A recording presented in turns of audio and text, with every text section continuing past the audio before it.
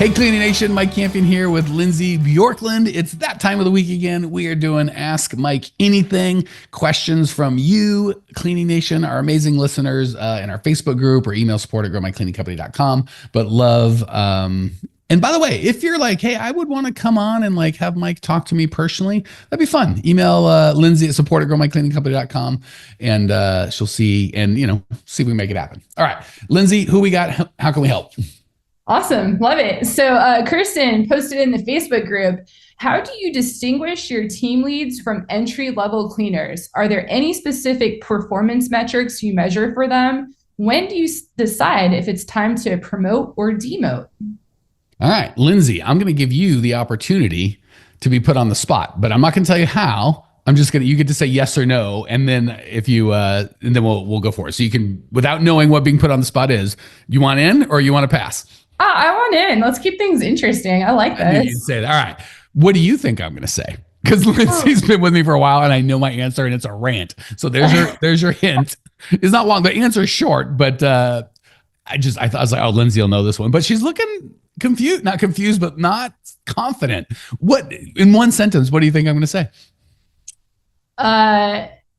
There is no difference. Eventually, you want everyone to be a trainer, not a team lead necessarily, but you want to get everyone on the level where there's no, entry level team leader. I know this isn't one sentence. I'm sorry. I'm going to make a long run on sentence, and you're going to have an opportunity quarterly to promote. One of the reasons we love Lindsay, nearly spot on. So Kirsten, one of the things we teach is I do not like team leads. The whole concept stinks. So if Lindsay and I are on a team and we say, Lindsay, you're the team lead, and Mike, I don't know what that would make me, just the team, right? It's usually just two of us. So it's a little weird to have management for that small, you get 11 people, there needs to be some sort of ability to organize their efforts. But when there's just two of us, it's kind of weird if I need Lindsay, like, you go over here, do this thing. But really what we're saying is, Mike, you're really not good enough, smart enough, or capable to do the job on your own. You need the bright and shining Lindsay to do the job. And she alone will make sure that this goes right. And that has several negative effects. First and foremost, from kind of a meta place, people really do rise and fall to the responsibility that you give them. And I'll let you make a comment because Lindsay is a great example of this. Of any of the people on our team, you've probably grown the most in your responsibility, even more so recently. And obviously a lot of that's because Lindsay's bright and she's hardworking. Like she's got all the raw materials. Right? I can't just wish people into amazingness, and I'll let Lindsay speak after I answer Kirsten's question. But a lot of what I've done is just been like, oh yeah, you can do this. You're amazing. Like, and if I told Lindsay, you're little, you're dumb, you don't know this, I got to train you forever. I got to hold your hand. Yeah, I got to show you exactly what to do. Lindsay's a nice person. I'm like, well, Mike's smart. If he says I need to like shut up and sit down for 6 months, well, he teaches me every gosh darn thing. I guess that's how this goes. But when my attitude's more like, you're a bright gal, you'll figure it out. Guess what? She's a bright gal and she does figure it out. And she's just like, oh, I guess this will just be me. So if I told her, not that she was dumb, but just Lindsay, don't make any decisions. You better call me anytime. Just I'm the lead. Like, let me go. I'll hold your hand. I got your back. Every little thing. She's going to go, well, like, that's what Mike wants. I guess that's what I'll do. And I guess how many calls I'll get from Lindsay of like, how do I do this? And I don't know. And I'm scared. And if I'm always second guessing her, that's the Lindsay that we get. And if I just go, you're a bright gal, you'll figure it out. I have infinite faith. You'll probably do a better job than I will. If you got a question or something, most of the things Lindsay comes with me aren't like, here's a problem I can't solve. I need your bigger brain. It's more of, I'm looking at it this way and I think it's good, but am I missing something? And then we kind of just have a conversation, but it's much more peer-to-peer. Like, hey, you've got a brain, I've got a brain. You look at stuff differently. What do you think? Which is great because sometimes I'll quote unquote give her, I don't want to say solve her problem because I almost never do that. I'll give her feedback. She's like, oh, I like that. I'm going to take it into consideration. And sometimes like, I don't know, I think what you're doing is great. And she's like, cool, I'll just do that. So I'll let Lindsay fill in, but I want to give the other reasons that's not good. So first, the meta thing for all employees, not just cleaners, is when you lower your expectations, they lower their output. Like, why wouldn't they, right? Like if Lindsay's like, oh, instead of thinking myself, that's kind of a pain in the neck. Mike will do all thinking for me. I'll just be like, Mike. Not because she can't, just because I told her shut up and sit down. She's like, shutting up and sit. The pay's the same, right? Yeah. I don't know. Why would I think? I'll just shut up and sit down. That's so much easier. And then the reverse happens, right? When you tell a cleaner, you're good at this. I wouldn't put you on. I wouldn't give you keys to this, $1 million home or multi-million-dollar commercial building if I didn't think you could do a great job. You got this. Shockingly, they step up and they get it. So that's the first thing. Second, no offense to Mike, but if Lindsay's the team lead and she's watching Mike, the hell do I need with Mike? Why wouldn't I just hire 2 Lindsays? Like, how did Lindsay get where she's at?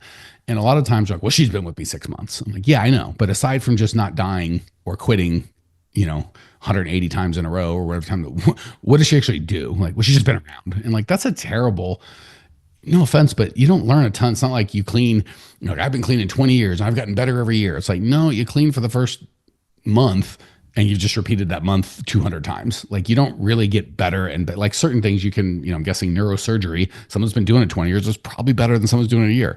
Cleaning, I don't know that that's probably younger, stronger, does a better job. Like, I don't think you're going to get better and better. So first, people will go for all things, not cleaning, just anyone, they will rise or lower to the standards that you set them generally. And we do that, right? If Lindsay thinks I'm half an idiot and treats me as such, it's going to be harder for me to lead. If she's like, oh, you're great, you got it, Mike, I'll probably be able to do more. So it works in all relationships, with your spouse, with your kids, with anyone on your team, just human to human. That's first. Second, if we have a team lead and a team follow, I don't know what we'd call the other person, why not just train everyone to the standard of the team lead, right? Why not? Why do that? And I just like everybody being in charge, right? I want Lindsay and I together are always going to be smarter than just me or just Lindsay. But if I'm the follow and she's the lead and it's all on Lindsay, Lindsay's human. She might miss stuff, right? If you gave me the chance to be like, you're in charge, you got this. Maybe I'd catch some stuff that Lindsay missed. So now we're working as 2 co-peers. And it's also based on performance, right? So, who's the best core values match, who shows up on time, who gets the best reviews. And guess what? Maybe I get better reviews. I've been here 10 seconds and Lindsay's been here a while and she's good, but she's a little comfortable. Maybe she doesn't get as much reviews. We don't want to treat her differently because she's quote unquote the team lead. We want to be like, great job, Mike. I don't care how long the guy's been there. What kind of result are they getting? So I think ultimately, conceptually, the team lead demotivates quite a few people.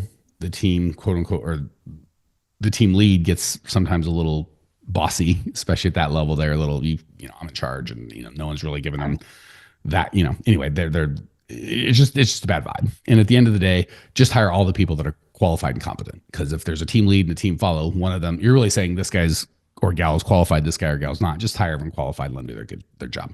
All right, Lindsay. From us working together, feel free to tell everyone I'm full of crap or how you've experienced that on your side, for the better or for worse.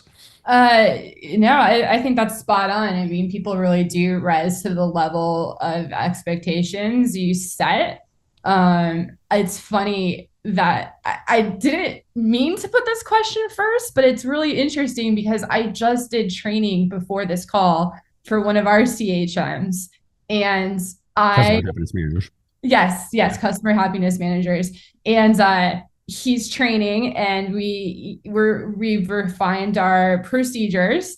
So I said, okay, this is you're on this call, you're gonna go over it with the client and you're gonna run through everything on your own. I'm like, you got this. Like, you've heard me do this twice now. You got this. But I'm still here for you. I'm not going anywhere if you need help. And I think that gave him a little confidence boost. Like, oh yeah, I do got this. Like, I've heard this before. Also, it's not just like cleaning. It's not rocket science. Like, no one's going to die if you mess up on this one thing. It's really about the outcome. Like you said, Mike, results, outcome. And he did a great job, for his first round. Also, I just wanted to note too, that as a manager, quote unquote, or a trainee or the lead, or just as a business owner, I think there's an important part, Mike, of like letting go of the reins a little bit and allowing people to just do it once they know the outcome. And like, if they mess up, it happens. But if you are always jumping in to fix things or say, no, do it this way, they're never going to grow. So you stepping back and then setting those expectations of you can do this is huge, I've learned. So that's my 2 cents. Thank you. I love the overview of you being like, yeah, here's how I train. I've got Lindsay's, I think, got a bigger team than I do. If you don't count Lindsay's team as part of my team, Lindsay's got more people that she's leading than I do, for sure. So the cool thing, and just I want to be super real solve you like, you're just making it rosy where if you just tell everyone they're great, that'll solve everything. It's like, no, it goes a long way. It's not going to solve everything. But truth be told, from my experience, if you're doing a decent job hiring, right? Like if you don't know your core values, you've got to have some ability to hire, because if you just pick wrong people, nothing's going to fix that. But if you generally, no one's perfect, but if you generally pick generally good, not perfect, not rock stars, not everything perfect, just not terrible, like C plus or above at picking people, believe it or not, 90% of the time they'll rise to hit your expectations. And I love what Lindsay said, because that's what happened to me. You're like, almost surprised. She's like, yeah, you did a really good job. Like, not that she didn't expect it, but she thought, it's like, God, that was kind of a little better than I thought. Yeah. They'll actually typically do better than you think. Like Lindsay, I can't tell her she'll get a big head, but like I just watch her and I'm just impressed. I'm like, she's so like proud, she's not that much younger. Well, much younger than I am. Much younger. Not daughter younger, just younger. But I do feel like a proud parent. Like, oh my gosh, look at Lindsay. She's so like, and it's so much fun. So all that to say, 90% of the time, if you're decent at picking, they're going to rise to that. You're like, what about the 10%? Which is a super reasonable question. You'll find out quicker. And trust me, it's really just, you want to rip the Band-Aid slowly, that they're not going to do a great job over 3 months and you just never really put them to the test and they just kind of low grade, half suck at things? Or do you want to put them up, see pretty quick, oh, nope, well, fell right on their face. And sometimes if they fall, it could be two ways. Maybe I didn't give them the right tools, right? If you put, like for Lindsay, when we're hiring several people for the same position, if the first 3 people failed and this guy didn't, it's like, or the first people crush and this guy didn't, it's like, okay, it's probably the guy. If it's the first guy or gal, you might go, okay, is it a systems things? Maybe I didn't give him the tools that he needed, but either way, you get information much faster. So it can feel scary, but really, again, if it was 50-50, it's like, oh, we got to go slow. But if it's 90% really rise and 10%, and even the ones that don't make a mistake, rarely do they crash and burn. They just don't quite do, you know what I'm saying? They just show you, but nothing really bad happens. And if you're really squishy on this, you're like, I'm just super scared. I found you can do just about anything you want as long as you're honest.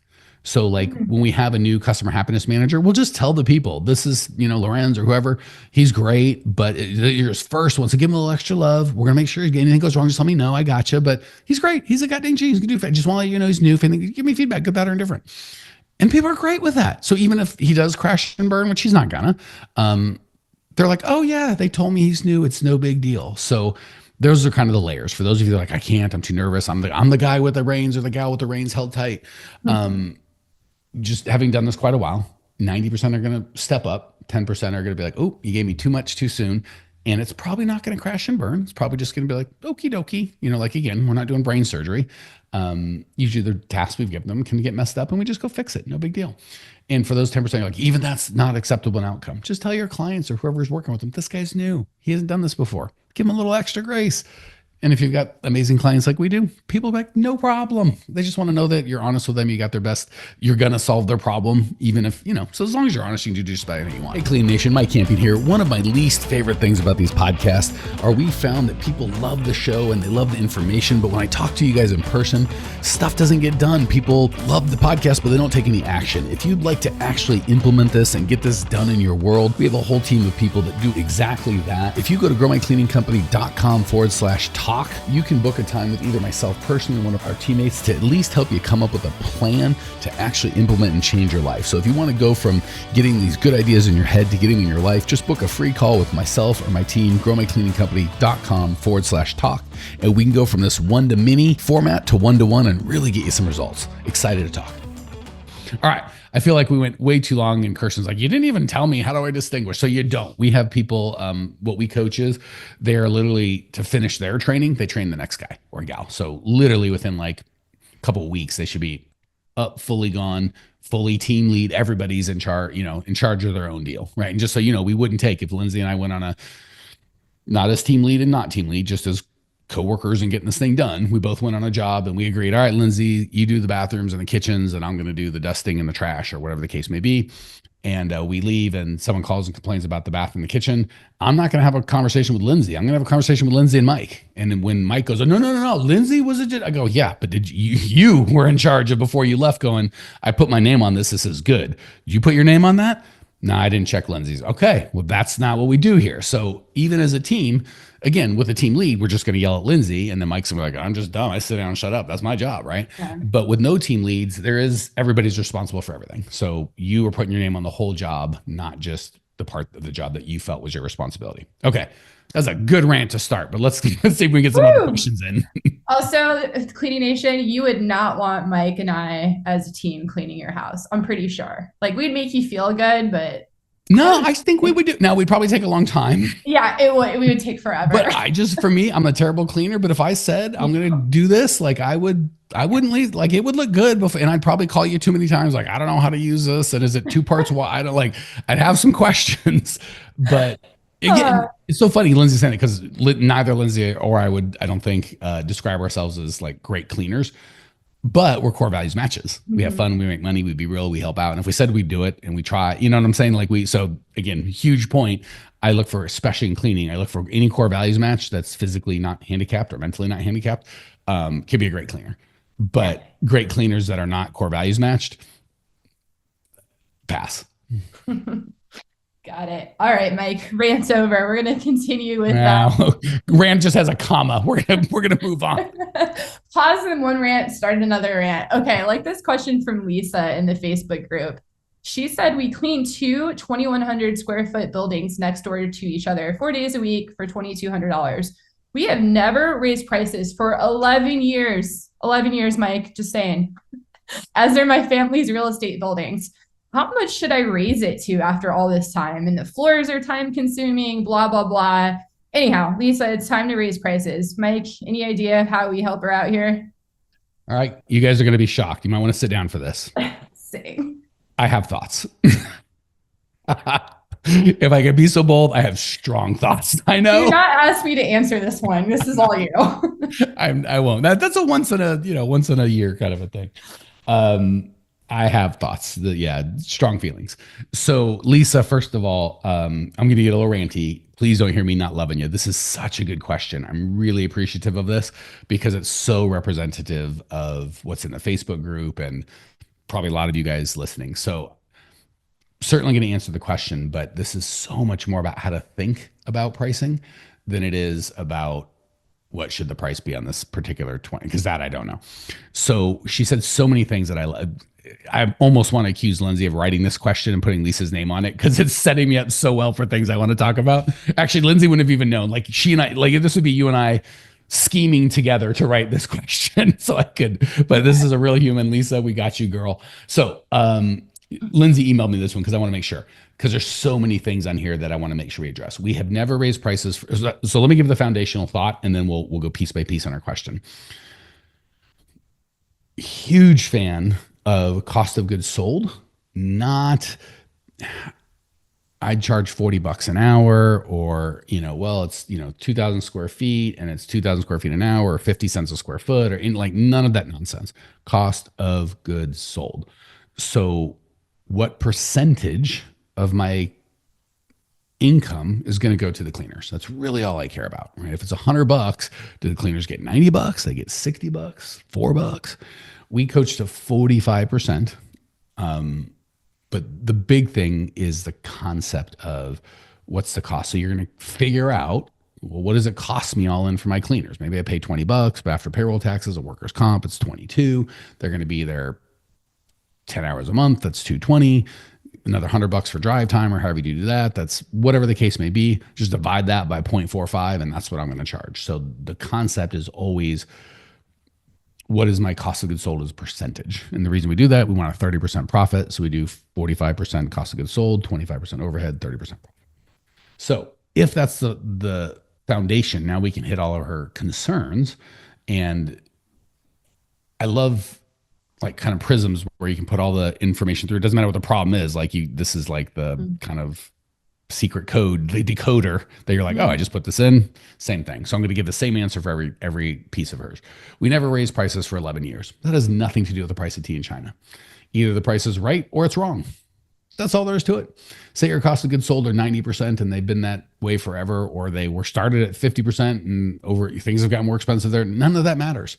Either it's a profitable account or it's not a profitable account. If it's not profitable, well, I just raised prices last month. Well, I'm not making any money. Tell them I screwed up. I raised prices. I don't even know how to do that. We're raising them again. Well, then don't buy anymore. I don't know what to tell you. Like this is a for-profit endeavor. Like we can't afford to do stuff for free. So when I just raised prices on them 10 seconds ago, I haven't raised prices in a million years. Or even my least favorite, not least favorite, but I don't love it. It's common. Well, it's once a year. I got to raise prices. Everything's like, well, no, we just want the if I'm at a good price, I was at a 37% cost of goods sold at the beginning because I just priced it or it didn't take as long, and then prices went up a little or costs went up, and I'm now at a 42. I'm not raising their prices, or even if it's snuck up to a 46 and a half, like it's fine, right? I'm just going to price it at 45, as long as it averages out. So on the never raise prices in this much time, or I just raised prices, has nothing to do with it. Either it's a same thing with the cleaners we just talked about. Lindsay's been here 6 months. Is she doing a great job or not? Well, she was great when she started, but she's really not doing so good. That's all that matters. What about Mike? He's doing great, but he's only been here 2 weeks. Well, I don't give a crap. I hate to like, what have you done for me lately? But really, I'm paying you every goddamn week. You got to do the job every week. So I just care about outcomes, not really, well, I've been there 10 years and this guy's only been here 3 months. Like either it's a profitable account or it's not. Either it's a cleaner making money or costing the company money. Okay, so that's that. As they're my family's real estate buildings. I gotta be honest. I'm a big fan of charity and we give a lot personally, but all of our clients pay the same. If I had a brother that was like, well, that's not true. Some of the older ones got a little cheaper and we raised prices and grandfather them. But, everyone that joined at the same time, it has nothing to do with my relationship with them personally, or Lindsay's got a friend, or none of that matters, because our pricing is set up is something we do for our clients, not to our clients. So if they don't pay, they're not going to be into it. They're not going to care. We only have a finite amount of resources and we need to focus them on the people that are going to get the best results. Well, who do you know that is? The people that are willing to invest of their own selves, right? Same goes with cleaners. You can only clean a finite amount of people. So a lot of people, it drives me nuts. They've had someone that's been with me for 10 years. I couldn't possibly raise prices. And they get a new guy and they're like, I got a waiting list. So some of their accounts aren't even profitable, but it's like, well, they've been profitable for 10 years and I love them. So, or they're my family's friends, blah, blah, blah, blah. So I do them for no profit or low profit. And there's someone that wants in for full profit. And I'm like, no, we don't have any room. You got the room. Raise the price on the first goddamn guy. And if he says yes, raise the price on and keep raising prices till someone quits. And if every one of your clients says yes, guess what? With all that extra money, you can figure out a way to take on the new guy. I promise you. So if you have a problem that requires money, you got money, you ain't got no problem. So I don't care how long it's been since you raised prices. Don't care if they're your friends or not. If you're screwing people, right? Like we scam the crap out of these pills. Cost us 9 cents to try. No offense to our pharmaceutical friends, because we know it costs $1 billion to bring a drug to market, and that's more a government issue. So I'm not trying to pick on anyone, but just to make it easy, if I have anything that costs me a nickel and I'm charging $2,000, yeah, all right, Lindsay, I'll charge you $1. Like, I'll give you the good, fine. I guess we can get into that. But that's not what we're doing. We're not scamming people, right? The price that we charge, we want to charge enough so we make profit. We can do a good job. We can surprise and delight our clients. We can take good care of our employees. Like all the things that needs a business to run with excellence, that's what we charge. So I would be doing Lindsay a disservice if I gave her a discount, right?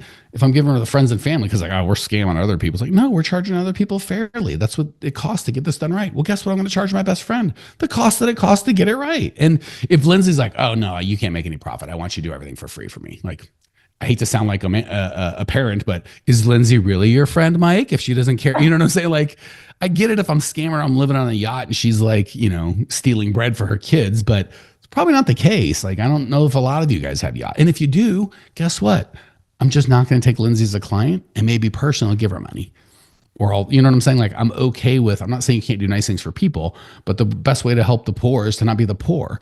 So I would encourage you guys. I don't care who it is. Well, it's my church, blah, blah, blah, blah, blah, blah, blah. And again, we've done work for our church. They paid full boat, and we give a lot of money. And that money might be more than they gave us. It's like, well, no, it's just a big shell game movement. It's like, no, because they need to value the thing that we're doing. And yeah, so all that to say, I'm not saying don't give. Absolutely give. But you got to have some money before you can give, right? So I would highly encourage you. Doesn't matter how long they've been with you. Doesn't matter if they're your BFF or your brother's dogs, whatever. And even, well, this old lady, she can't afford and she's blah, blah, blah, blah. Again, then let's give her some money. Like, I'm not going to let her in at a discounted price. She can't afford the thing and I want to be charitable. That's fine. But I'm going to do that over here. My business does what it does because it only has finite time and resources. All right. How much should I raise it? Also, okay, I think that was most of the stuff that people come up with. It's been a long time, or I like them, or I'm friends with them, or they might be mad, or it's been a short time. None of that really matters. This is, we're not getting married. This is just a deal. Like I love Lindsay and hopefully she loves me and the team and loves working here. But at some point, if she felt this wasn't what's best for her, she'd go do something else. And I would be mad. I'd be like, I'd be concerned. Like, is that really better? Like, and if we were both like, this is a step up, good for her. Right. And if she felt that whatever we were paying her was hurting the company and, inhibiting it for doing it, she'd probably be like, she needs money. I don't think she'd be like, I'll work for free. Wouldn't want her to, but she might be like, hey, let me go somewhere else where, I don't want to be a drag. Like let me go somewhere where I can whatever, because we give a crap about each other. Right. If she was just like, here's what I want. I don't give a crap how it affects you, the company, you can all die. I just want my check. She's probably not a good fit. Right. So whether it's this is like, man, I come off pretty bad in this one. So whether it's an employer or client, you should be working together, right? Like, and again, the cool thing is if you're not taking advantage of anybody, why wouldn't they pay your price? It's a fair price, right? Okay. Before we should have had more questions, but I got so fired up. Anything you want to add to any of that before we wrap it, Lindsay? No, that was great.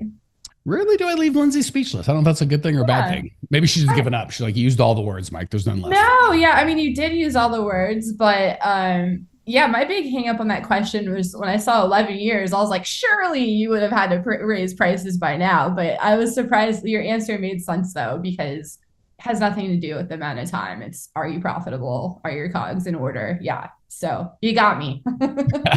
That was really not to coach or educate any of you fine listeners, just to make Lindsay feel bad about herself, even in a little bout, if I could. All right, Cleaning Nation. If that has been helpful and you're like, that's really good, but I need more specific, like, my only frustration with these podcasts is, aside from my friend Lindsay, I'm kind of screaming at the wind here, and it's always trying to hear what you guys think and want and whatever, and it's hard to individualize it to what you got going on. So if you're like, I have specific questions, like this isn't helping, please reach out. We have a ton of coaches. We do lots and lots of calls of just trying to help you get clear on where you're at, where you want to be, and helping you come up with a plan to get there. Some of those people are like, oh, can I give you money and you can help me get there? And if we think it's a good fit, yes. Some of those are like, I don't want some help. I just think that'd be helpful. Cool. We just want to see you guys and gals win. So there's a podcast. I got 2 books. We've got our Facebook group, Instagram channel. Reach out to us if you want to talk to a coach, but there's tons of free resources. Big overriding theme is if you're not getting the results that you want, do something different. Please don't go, I'll just keep doing it for another month or year and it'll just get better, because it has to. You guys call us after it hasn't got better and it didn't have to. Do something now. Don't wait till it'll get better, because it has to. Take action. Appreciate you, Cleaning Nation. Talk soon. See you. Hey, Cleaning Nation, if you dug the content you just got, we don't do any ads and I don't sell anything on this podcast, but if you would just subscribe, rate, and review, it would be huge and I'd be so appreciative. Not only is it going to help me, but you'll help other owners of cleaning companies across the world work less, make more, and get profitable. So if you appreciate the value we give, again, subscribe, rate, and review. It would mean the world to me. I'd really appreciate it. And we sure appreciate your time and attention.